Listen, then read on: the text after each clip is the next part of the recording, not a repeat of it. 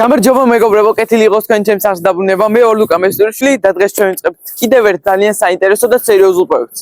ჩვენ ყავს 1999 წლის Opel Astra 1.6 მოცულობის ეკოტეკის ძრავით.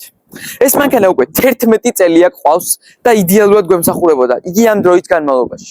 ამ მანქანაში დევს მესამე თაობის ბუნებრივი გაზი თავისი 14 კუბიანი ბალონით. მაგრამ დრო მოვიდა რომ ეს მანქანა თავიდან ბოლომდე აღვადგინოთ. ამ პროექტში ყველაფერს გავაკეთებთ თავიდან ვიზუალს, დეტალებს, პატარ-პატარა წვრთნელებსაც კი შევავლებთ ხელს. ჩვენი მიზანი არის რომ ეს მანქანა დაუბრუნოთ თავის ქართულ მდგომარეობას. დღეს კი ვიწყებთ ყველაზე თვალშისაცემი დეტალით, ვადრობთ მანქანას უკვე განადგურებულ დამსკდარ ფირს. ალბათ ყველას გაგიჟდებოდათ კითხვა, რატომ გამოიყურება მანქანა ზებრასაუთ. საქმე იმაშია, რომ ეს ფირი საერთოდაც არ არის მანქანისათვის შექმნილი. მას იყენებენ რეკლამების ბანერებისთვის და ასე შემდეგ, რის გამოც მას აქვს მიკროსკოპული ნახროტები, როგორც მანქანის ფირებს ჰაერების გამოსასვლელად. შესაბამისად, დროთა განმავლობაში ეს ფირი ზიანდება და მიდის ამ მდგომარეობამდე.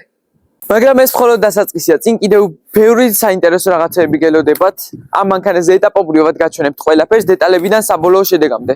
აუცილებლად გამოიწერეთ ჩემი არხი, მოიწონეთ ვიდეო და დაწერეთ თქვენი აზრი ამ მანქანის შესახებ. დარჩით ბოლომდე. ეს პროექტი ძალიან საინტერესო და მაგარი გამოვა. მოდი დავიწყოთ.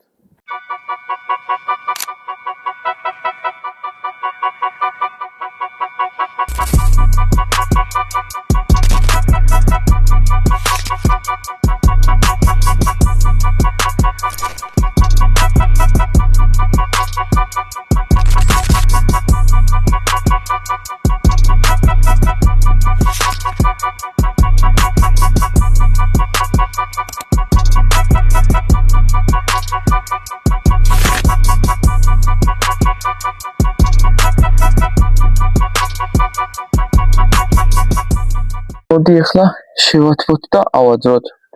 და დავიწყოთ აქედან კუთხიდან. სითბო სიძლიერე გვიყენია 6-ზე, რომ ძალიან არ დავწვათ და დაბერვის წნევა ბოლომდე.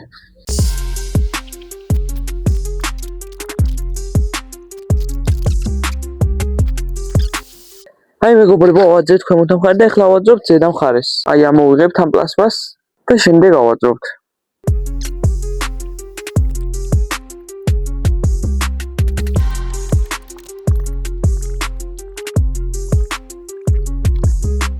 მეგობრებო, მოვჩით კარის ქვედა ნაწილის ფირის აძრობას და გადავალთ ახლა ზედა ნაწილზე, აი ეს შუშის მაღლა. სულ უნდა ავაცალოთ. აი ესენი. ნახეთ როგორი დამსკდარია. გაგვაწამებს ამისაც. ძალიან გაგვიჭირდება. მაგრამ ჩვენთვის შეუძლებელი არაფერია.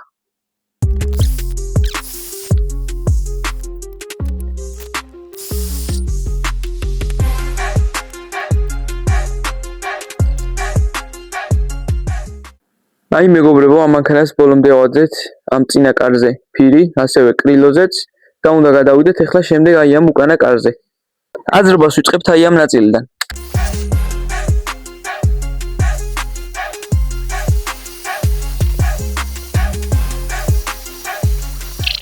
აი მეგობრებო, გადმოვინაცვლეთ აქეთ უკანა კრილოზე, მოხსენით ფარი, ასევე ავაძრეთ, აი ნახეთ დიდი ნაწილი უკვე აძრობილი გვაქვს და ახლა უნდა ავაძროთ აი ეს ნაწილი. რაც დარჩენილია.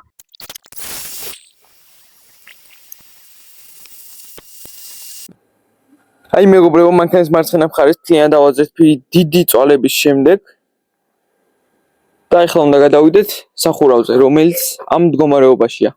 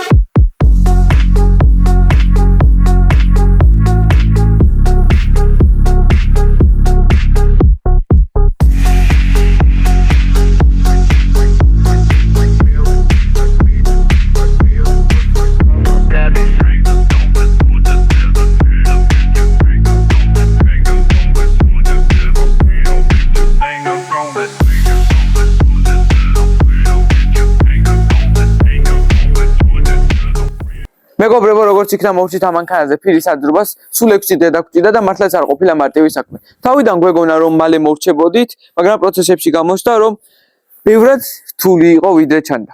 ფირის ასაკე პატარა ნაწილებად იყო დაშლილი, კუბიკებად და სხვადასხვა ფორმებად დაყოფილი, რაც საქმეს ძალიან გვირთულებდა. ფაქტიურად თითო ნაწილით სასაკე უნდა აგვეძრო და სწორედ ამაც აიღო ყველაზე მეტი დრო და ენერგია. თავარია რომ ფირი ბოლომდე ავაძეთ, მანქანის ფერიც ჩანს და ეთყობა ვიზუალურად რა სჭირდება შეკეთება. ფირი კაპოტზე და წინა ბამპერზე არ აგვიძვია, რადგან ადრე ამ მანქანას ქონა პატარა შეჯახება, რამაც ამ ორი ნაწილის დაზიანება გამოიწვია. დიდი ალბათობით ჩვენ ამ ორ ნაწილს მომავალში შევცვლით და სწორედ ამიტომ დავტოვეთ ისინი როგორც იყო. ეს კი მხოლოდ დასაწყისია, ნელ-ნელა ვიზუალურად და ტექნიკურადაც ყველაფერს წყობაში მოვიყვანთ. თუ გაინტერესებთ მეტი ამ მანქანის გარდასახვის შესახებ, მაშინ გამოიწერეთ ჩემი ხი რათა არ გამოტოვოთ ამ მანქანის ტექნიკური და ვიზუალური შეკეთების ვიდეოები. მეგობრებო, წინა ვიდეოში კარგად ვერ აგიხსენით თუ როდის ვიწყებთ ამ მანქანის პროექტს. როგორც კი ჩემი არხი ავა 10,000 გამომწერზე, მაშინ ვივიწყებთ ამ ლეგენდარული მანქანის თავიდან ბოლომდე გაცოცხლებას და აღდგენას. რაც შეეხება იმას, რაც სრულებებს გავაკეთებთ. წინასწარ არაფერს არ გეტყვით, ყველაფერი დარჩება საიდუმლოდ და თქვენთვის უფრო საინტერესო იქნება თითოეული დეტალი. ერთი რამ კი დაზუსტებით ვიცი, რომ ეს პროექტი იქნება საქართველოში ერთ-ერთი საუკეთესო პიცოტის პროექტი. ასე რომ თუ გინდა რომ ეს პროექტი რაც შეიძლება მალე დაიწყოს, მაშინ გამოიწერეთ ჩემი არხი, გადაუზიარეთ მეგობრებს, რათა რაც შეიძლება მალე დაიწყოთ ეს პროექტი და რაც შეიძლება მალე ავიდეს ჩემი არხი 10,000 გამომწერზე. მეგობრებო, დღევანდელ ვიდეოში ჩვენ მხოლოდ Opel-ის ფირის აძრაობით არ შემოვიფარგლებით, გადავდივართ მეორე მანქანაზე, Ford Fusion 2.0 ჰიბრიდზე 2018 წლიანზე. ეს მანქანა ჩამოვიყვანეთ ამერიკიდან, მას ქონა მცირე ვიზუალური დაზიანებები, რაც უკვე თითქმის ბოლომდე აღვადგინეთ. თუ გაინტერესებთ მისი აღდგენის პროცესები, მაშინ გადადით ჩემს არხზე, წინა ვიდეოებში დეტალურად მაქვს ნაჩვენები ყველაფერი. ეს ვიდეო უკვე პროექტის მეხუთე ნაწილია. ახლა რაც შეეხება ამ მანქანის პრობლემას. ზუსტად არ ვიცით რა სჭირს მანქანას, მაგრამ ფაქტია რომ გადაცემათა კოლოფმა გაუშვა ზეთი, საიდან კი არ ვიცით. ჩვენი შემდეგი ნაბიჯია დიაგნოსტიკა. ავწიოთ მანქანა, მოხსნათ საბურავი და შემდეგ დავადგინოთ საიდან ხდება გაჟონო. ამის შემდეგ უკვე გადავდივართ მოქმედებაზე. თუ რა დასჭირდება მანქანას, იმის მიხედვით ვიმოქმედებთ. თუ ნაწილი შესაძლებელი იქნება, შევიძენთ და გამოვცვით, თუ არა და ვნახავთ რასაც ვიძავთ. მოდი ბევრი ლაპარაკის გარეშე საქმეს შევუდგეთ.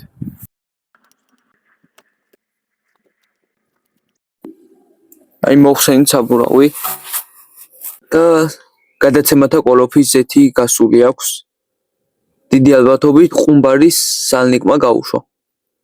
ჩვენ ახლა ზუსტად დავადგენთ რამ გაუშვა და შემდეგ მოვაგორებთ ამ პრობლემას. მეგობრებო, ჩვენ უნდა გამოვიღოთ ყუმბარა, რადგან მიუდგეთ სალნიკს, ანუ ყუმბარის ძირში სალნიკია და ის უნდა გამოვიღოთ და შევცვალოთ გაუშვა და იმიტომ. ჩვენ უნდა ჩავხსნათ ეს 32-იანი ბოლტი, შემდეგ ეს ორი ამორტიზატორის ბოლტი და ქვემოთ გიტარის ბოლტიც. რათა გამოვთავისუფლოთ ეს, გამოვწიოთ გვერდზე და მიუდგეთ ყუმბარას. მოდი დავიწყოთ გიტარის ბოლტის ჩახსნით. და ეშვა ეს ბოლტი. აი გამოვიღეთ, ნახეთ ამ სიგრძე ბოლტია. ახლა მოდი ჩავხსნათ აი ეს დიდი ბოლტი.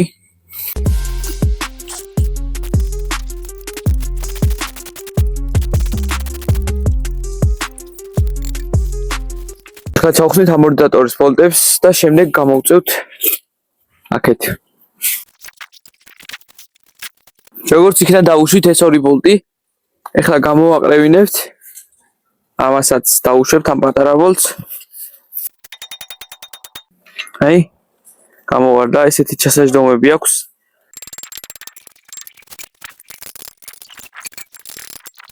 ჩავხსენით აქედან, ახლა ამ პატარა ბოლტსაც ჩავხსნით. ათიანია.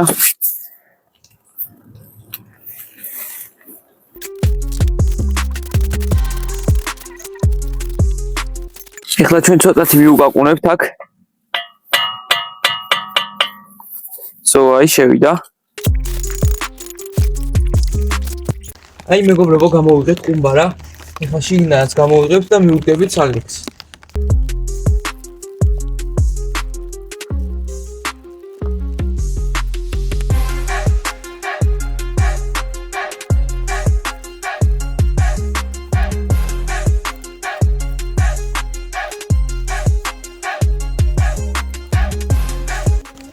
აი მეგობრებო, გამოვიღეთ ყუმბარა, ნახეთ, საერთოდ არაა დახაზული და ჩარწმუნიც არ აქვს არაფერი. იცი, კარგად გამოიყურება. და ეხლა გამოვიძებთ ჩვენ სალნიკს. გაწუხებ და ზეთს. აი მეგობრებო, ეს არის ჩვენი სალნიკი, რომელიც უნდა გამოვაგდოთ ესე. შიგნით კაუჭივით რაღაც გვინდა, რითიც გამოვაწვევით. შეიძლება აქედან გარედან გამოწევა ატიორკით, მაგრამ გავაფუჭებთ ამას და მერე ვეღარ შევადარებთ ახალს. ისეთ კაუჭს მინდა და შევდებ შიგნით, რათა გამოვაწვე. ვინაიდან კაუჭით გამოკაჩვა არ გამოგვივიდა, დაუბრუნდით ატიორკის მეთოდს. აი მეგობრებო, მოხსენით სალნიკი. აქ ატიორკის ჩარტყმულები ეთყობა, ატიორკით რომ მოხსენით. რა ვიცი, სალნიკს ესე თვალით არ ეთყობა. შეიძლება პატარა მიკროსკოპული დაზიანებები ქონდეს და იქიდან გამოდიოდა ზეთი, რა ვიცი. თვალით მართლაც რომ არ ეთყობა. კარგით, ეხლა წავალთ ვიყიდით ამას და შემდეგ შევწვით. მეგობრებო, ჩვენ ახლა უნდა გავწმინდოთ ის ადგილები, სადაც სალნიკი ეყენა და ზეთმა გაუშვა. უნდა გამოვასუფთავოთ კარგად, იდეალურად და შემდეგ დავაყენოთ სალნიკი.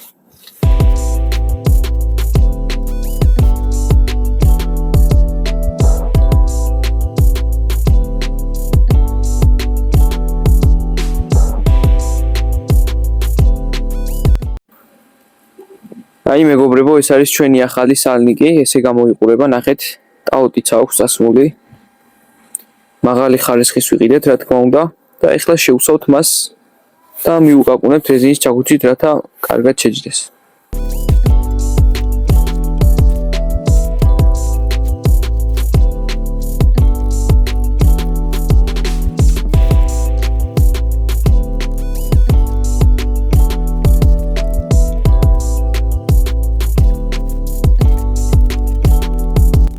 აი მეგობრებო, დიდი წვალება ჯახი დალათის შემდეგ შევსვით ჩვენი სალნიკი.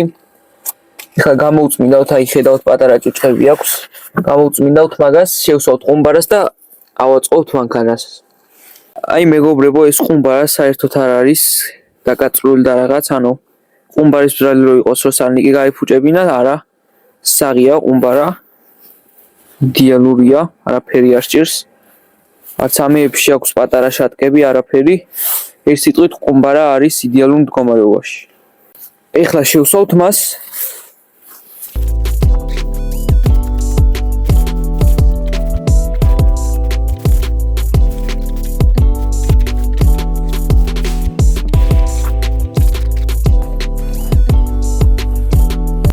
მეგობრებო, შეჯდა ჩვენი ყუმბარა და ეხლა ვაწყობთ ყველაფერს, რაც დავშალეთ.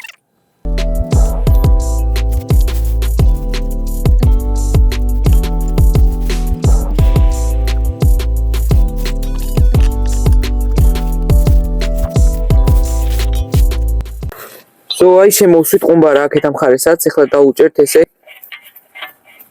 თავის 32 ამბოლტს.